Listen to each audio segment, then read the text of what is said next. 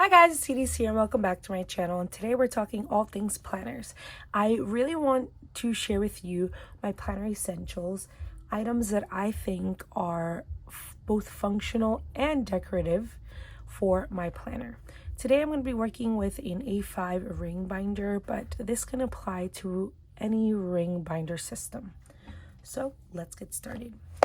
I cleared out my planner so that we can build it together, because the idea behind this is for us to create and build a functional planner together. So first thing that you're going to need is a ring binder. I got mine from my roadmap, but I know that Cloth and Paper has really cute ones too. I don't consume or buy leather products, so if that's something that concerns you, my roadmap has vegan leather binders. And what you should look for is a pen loop. I feel like that's really important to me, so I can always keep a pen in hand, and pockets so that you can decorate and keep some important things as well.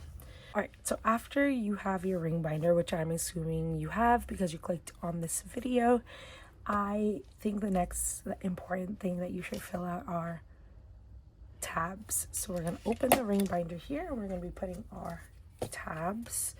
I got these clear tabs from Cloth and Paper.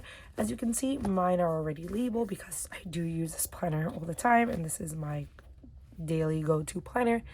I am going to suggest some other labels that you can have, but these are the ones that I have currently. Monthly, weekly, meal plan, budget, content, and notes. Make these tabs something that you can go to every single day, or at least weekly or every other day. Make it something that's functional for you, because if you have a tab, like I used to have one that was like passwords, and I don't really need to go in there much. There's no need for it, so you're not going to want to use your planner as often. Whereas when I added the content tab, I go on this planner all the time before I film any content, like today. I recommend to label not only the front of the dashboard, but also, of course, the tabs, so that you know exactly what you are putting inside your planner. I recommend just going for your typical 6 tabs, nothing more, just so that you don't get overwhelmed. I would even recommend, if these 6 seem to be a lot for you, just pick 3 to start off, and then you're going to see, as you use your planner more and more, you're going to see what is a need. I've changed these tabs so many times, but the ones that stayed consistent were monthly, weekly, and notes. So that's something to think about. Next thing that you're going to need are some inserts. Now, with inserts, you can get pretty crazy. At least I did when I first had my planner, and I bought like all the different inserts from all different places. My biggest recommendation is to try to stick with the same brand for inserts, just because you have like a one-stop shop, or you can make your own. I do a mix of both right now, but moving forward for 2025, all my inserts will be from Cloth and Paper unless I make them. So let me show you the inserts that I have. All right, so for monthly, I do make my own right now, but like I said, in 2025, I will have them all from Cloth and Paper. And these are the inserts that I make. And it's just nice because you get a lot of say in what your inserts look like.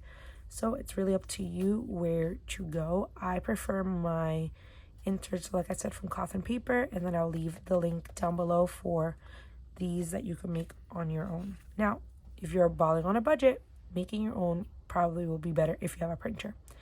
If you don't really have the materials to make your own inserts, buying them in bulk for the month, already dated or undated, could be beneficial.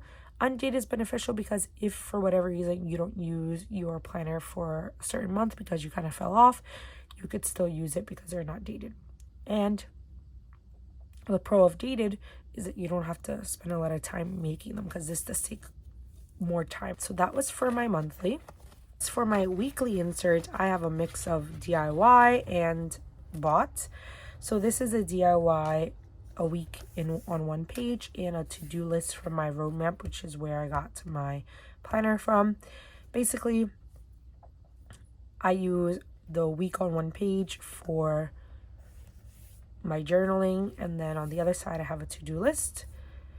Basically, do whatever works for you. Like I said, try to stick with the same brand, but sometimes, like for me, the week on one page works best because I do journal and I don't put like a to-do list. I'd rather just have a running to-do list here. So it just really depends on what you like, but there are so many different options on page layouts. I will insert some here and pick which one you think is the best. The next section is meal planning. So my inserts for meal planning I use religiously.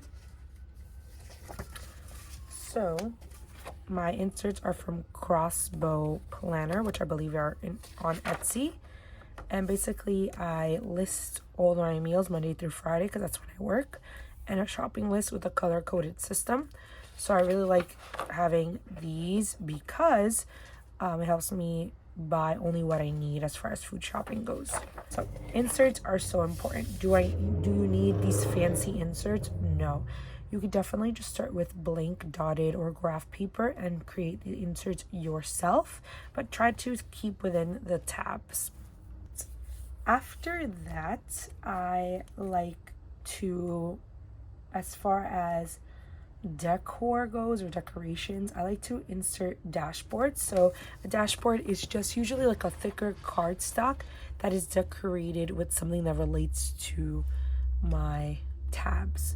So for example, this rule of thirds is all about like note taking and planning. So I like to put this in my notes pages. So I'm going to go through and add dashboards to all of my tabs.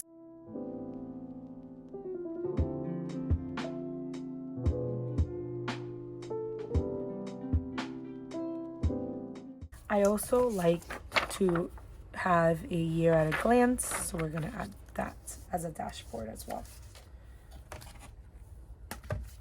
Another dashboard I like to include is in my weekly. I like to have just a 2-day dashboard so that I know which week we're in. And I like to use sticky notes and stickers as a functional and decorational tool or essential for my monthly goals, and just to help me keep track of things that don't necessarily have a place within the journaling or the to-do, like goals. So we're going to throw that in there. One hack that I really love to do is cutting my dashboards, in like adding slits to them so that I can rip them on and off. Another thing I love to do on this dashboard is include the monthly journal prompts, but I haven't printed that out yet, but it's something that I definitely like. I could also see myself, and I would love to do this in the future, like a monthly mantra, just so I can see it every time I open up to the weekly. I also like to include a main dashboard so I can look at it when I open my planner. The ones that I've selected are this one from Cloth and Paper, and this, I think it's like the flouted or fluted or something like that. And I want to create or include a dashboard that really stands out. And I feel like something like this that's very bold and has a lot of movement, I like for the beginning of my planner. So I'm going to include that here. Now that we've added our dashboards, what I really love to also include, and this is more decorational, I love to include journal cards. So journal cards are basically little cards that are used for decorations that have inspirational words. So I like to include them in the pockets of my planner. I also have these journal card with washi tape around it, so that's really awesome. And I like to just insert them throughout my journal. I think it looks cute, and some of them are functional too. It's not only for decorational purposes. So for example, this one has the month of November with, you know, all the dates and stuff, and it looks cute while also being functional. Same with this one. It looks pretty neat and cute and aesthetic, but it's actually about different ways to use graph paper. So I like to do, or to have, both functional and decorational and aesthetic things in my journal that help me be a better planner and plan out my life a little bit better. Another important tool that's both functional and for decorations are page flags and square flags. These fit perfectly, usually in weekly and monthly inserts. I like to include them because they could block out a date, or if it's like a repeating appointment or event, I can move it instead of writing it again in the same square. So I love to include that, and I usually put it right before my year at a glance and right behind my main dashboard. Another way that I've used these are to tab certain areas of my planner that need more attention or important dates that I have off. Pretty much square and page flags are so diverse and are so easy to use, and there's so many options that I love to use them. Another thing I really love to use for my planner are stickers. These are ones that I created myself. These are they call them icon stickers, or I call them icon stickers. And basically they're just icons, pretty basic stickers, black and white, that I created to mark up my calendar, my monthly calendar.